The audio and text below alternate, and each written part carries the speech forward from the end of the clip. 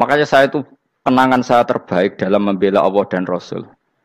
Saya ulang lagi, kenangan saya terbaik dalam membela Allah dan Rasul itu masalah faraid.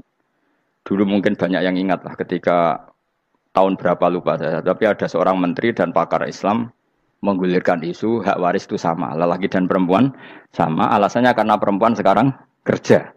Jadi gara-gara kesamaan gender kemudian mereka ingin bagi waris itu apa? Sama lidzakari bisul hadil, saya itu ditentang. Gerakan itu pernah menguat, termasuk yang bisa dengan tanda kutip bisa menghentikan gerakan itu termasuk itu saya. Yang punya pikiran gitu tak parani, tak tantang begini, saya bilang gini. Anda ngomong ini itu karena pinter apa karena tren? Tak tanya. Ya karena pinter. Saya ini kan orangnya keren, punya kepangkatan jos lah. Ya kepangkatan jos, kepangkatan dunia, mestinya cara pangeran bojos ora ya ora. Cara ukuran dunia itu jos lah. Tak tanya, saya itu Pak, termasuk yang setuju gerakan kesamaan gender. Dulu kan lelaki perempuan itu beda sekali karena lelaki kerja perempuan tidak. Sekarang sama-sama kerja maka warisnya harus sama.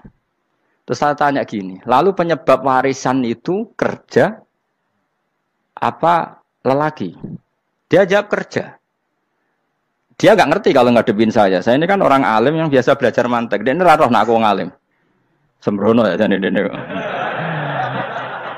Ketika tak tanya gini, lalu misalnya saya punya anak, yang anak saya putri itu direktur BUMN atau direktur bank atau direktur PT besar. Kemudian anak lelaki saya idiot, goblok. Warisannya dikasihkan siapa? Kalau kerja adalah alasan dapat warisan, berarti anak saya perempuan itu yang dapat warisan dong. Anak saya lelaki kan idiot, nggak kerja. Lalu warisan itu berdasar prestasi apa empati? Kalau berdasar prestasi malah Anda ini aneh. Sudah kerja direktur BUMN hanya karena dia kerja, dia dapat warisan. Karena Anda bilang asbabul irsi adalah kerja. Kalau saya bilang karena empati, saya juga gak fair.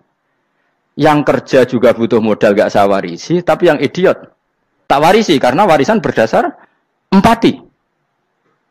Lalu Anda milih mana? Bingung deh. Sampai dia ikrar, saya belum pernah mendapat perlawanan seperti ini. Karena Anda ngomong sama orang-orang goblok, kata saya. Terus saya bilang, saya ini ngaji Wahab, khatam berkali-kali. Anda mungkin baca kitab Wahab itu hanya terjemah. Maka menurut Islam, yang menjadi hak waris itu sebabnya zukurah wal unasah. Kelelakian menjadi dapat 2 bagian, keperempuanan menjadi 1 bagian. Dan itu Islam tidak mau urusan dengan prestasi maupun empati. Mujarrodul zukurah dan mujarrodul unusah. Kata Imam Haromen, gurunya Ghazali, agama itu kadang dinuna dinul ajais. Kita ikut yang lugu saja.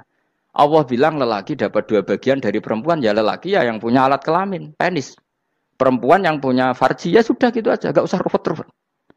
Kenapa begitu? Ya sudah seperti itu. Nanti lama-lama gini kalau diterusin.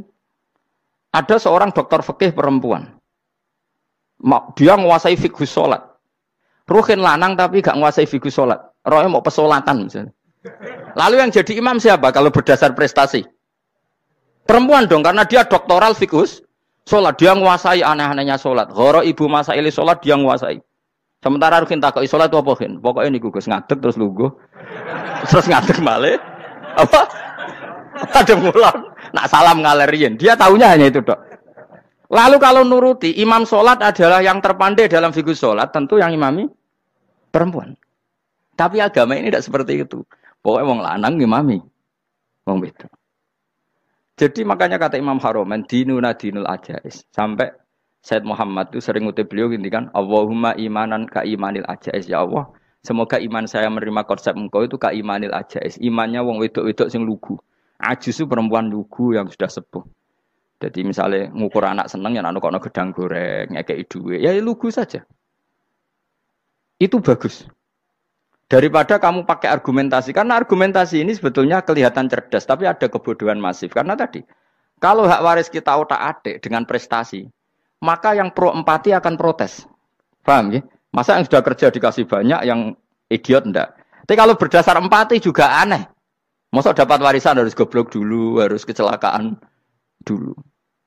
Maka Rasulullah pernah ngendikan ketika ditanya, lalu warisan untuk siapa ya Rasulullah? Nabi jawabnya lucu. Fali aula rojulin dzakarin. Jadi Nabi sempat ngendikan kata rojul. Kemudian direvisi dzakarin. Fali aula rojulin dzakarin. Semua ulama ngendikan dzakarin di sini adalah badal. Nabi ngendikan rojulin, kemudian Nabi ingat kalau rojul itu identik dengan lelaki dewasa. Apa?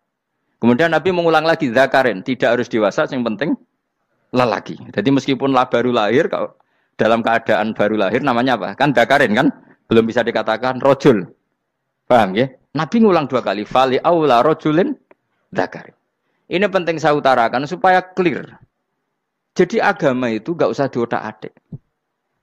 Ya itu tadi, misalnya imam sholat itu lelaki. Ya sudah lelaki. Lelaki itu apa? Yang punya alat kelamin lelaki. Jangan dibalik ini. Yang dikatakan lelaki itu orang kuat. Sehingga meskipun perempuan kalau kuat, misalnya perempuan anggota poluan, lelakinya cemen, idiot, maka imamnya perempuan gitu. Karena makna lelaki adalah kuat. Ini keruwetan.